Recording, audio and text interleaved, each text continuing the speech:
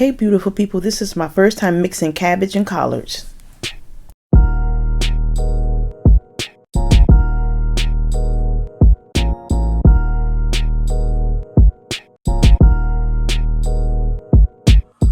So to my smoked ham hocks, I added onions and my vegetable broth that I make myself. I don't use water. Ew. I covered them and then I like to allow them to come to a hard boil like that.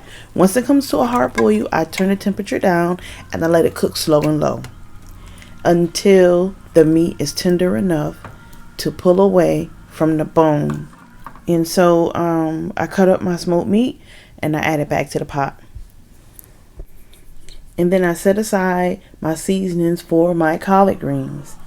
And I want to apologize to the people who I've judged back in the day for using pre-cut and pre-washed collards. My bad. Yeah.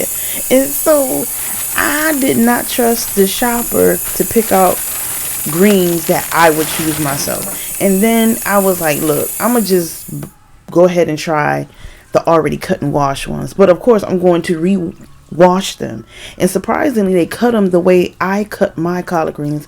I like my collard greens cut thin like this, so I washed them in some kosher salt along with my cabbage and then added it to my smoked meat and my broth.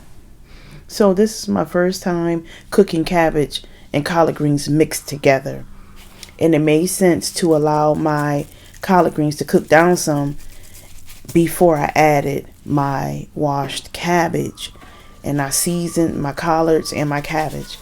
And this video is sponsored and brought to you by Oils and Bars soaps. Hey, is the soap you use and leave your skin dry and ashy? Then you need to try Oils and Bars oat milk and honey shea butter soaps and receive a free lip balm with any purchase. So this is my first time, like I mentioned earlier, mixing cabbage and collard greens together. Why was I surprised it came out bomb?